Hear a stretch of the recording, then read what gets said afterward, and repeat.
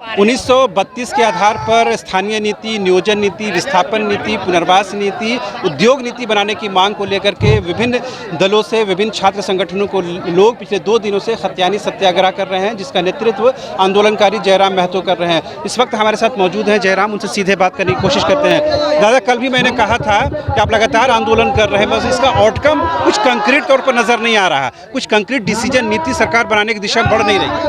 देखिए, अगर सरकार नीति नहीं बनाती है तो हमने स्पष्ट कर दिया कि छात्र आज रात को शीत में सो रहे हैं, धूप में खुद को जला रहे हैं, तपा रहे हैं, गला रहे हैं। ये नए अगर नीति नहीं बनती शांतिपूर्ण आंदोलन तरीके से तो निश्चय ही झारखंड में गुलगुलान होगा, झारखंड में विद्रोह होगा जो कभी अंग्रेजों के कालखंड में हुए थे।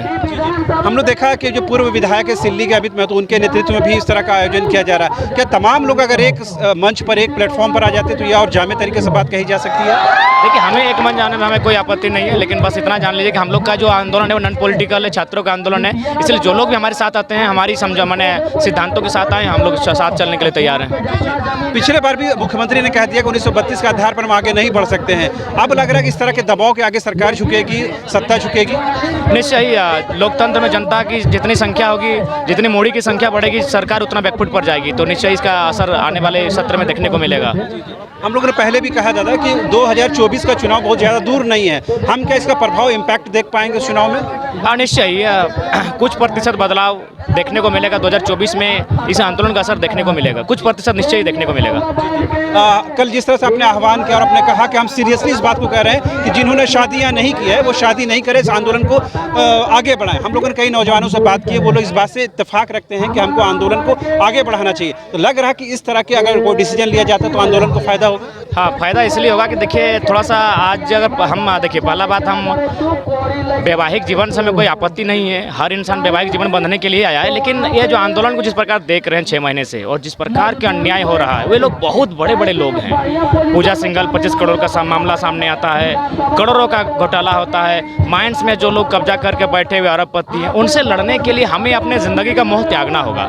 और ज़िंदगी का मोह तभी त्याग सकते हैं जब आप घर का मोह त्यागेंगे, और घर का मोह त्यागना यानी आपको अपने पारिवारिक जीवन का मोह त्यागना होगा। तो इसलिए हम अपील किए, बाकी पारिवारिक जीवन उनसे हमें कोई आपत्ति थोड़ी है। हाँ, किसी नर और नारी ने विवाह किया तभी मेरा जन्म हुआ है, लेकिन मेरे कहने का मतलब है, एक अलग अर्थ है कि जो लोग हमारे सामने हैं वे लोग बहुत बड़े लोग हैं, वे लोग हमें नष्ट कर देंगे। अगर हम लोग अगर ये सोच कर चले, हम खुद को ही नष्ट मान कर चले, तभी उनका सामना कर पाए। लेकिन अगर हमें जरा सा भी मोह माया रहा, सांसारिक जीवन से जरा भी प्रेम रहा, किसी मैंने चाहे अगर पुरुष होकर स्त्री से, स्त्री होकर पुरुष से, अगर थोड़ा सा भी प्रेम रहा इस आंदोलन के माध्यम से, तो वो प्रेम कहीं ना कहीं उन्हें दिग्भ्रमित करेगा। इसलिए हम कर रहे हैं कि थोड़ा ये इश्क का नहीं, इनकलाब का समय है। खुद को अब मान लें कि हम मिट चुके हैं, खुद को मान लें कि हम अपना रक्त बहा चुके हैं और आ जाएं, क्योंकि मौत से हर कोई डरता है। जो उद्योगपति है, अरबपति है, वो अपने लिए आखिर इसीलिए बनाया कि जीवन का ऐश कर सके, लेकिन उसकी जिंदगी को डर होना चाहिए हमारे इस आंदोलन से। दादा, आपने देखा होगा झारखंड की राजनीति इन दिनों जिस तरह से डिरेल हो गई है, सत्ता जो है कहीं ना कहीं अपने आप को बचाने में लगी है, विपक्ष उसकी घेरेबंदी में लगी हुई है।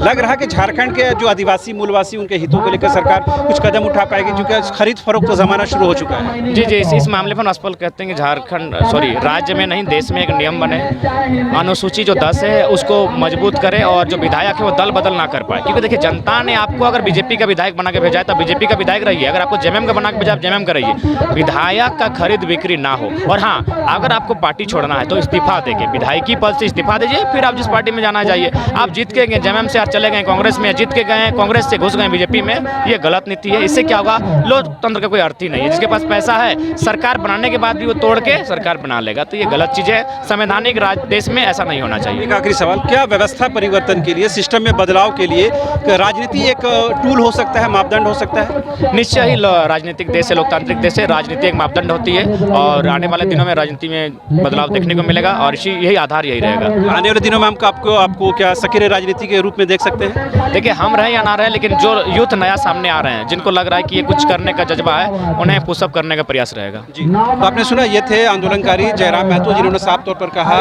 कि सरकार भले ही जनता के हितों का ख्याल को अनदेखी करते हुए बढ़ रही है, लेकिन जो छात्र सड़कों पर उतर गए हैं वो अपने हितों को जानते हैं, अपने मुस्तकबिल को, अपने फ्यूचर को जानते हैं। लिहाजा जब छात्र अगर सड़कों पर उतरे हैं तो सरकार को कहीं ना कहीं बाध्य होना पड़ेगा। कैमरा पर्सन संजय के साथ रांची न्यूज़ बाइस्कोप से Kings organic tomato ketchup, Dhanbad के किसानों द्वारा जैविक विधि से उत्पादित टमाटर का बिल्कुल शुद्ध उत्पाद है।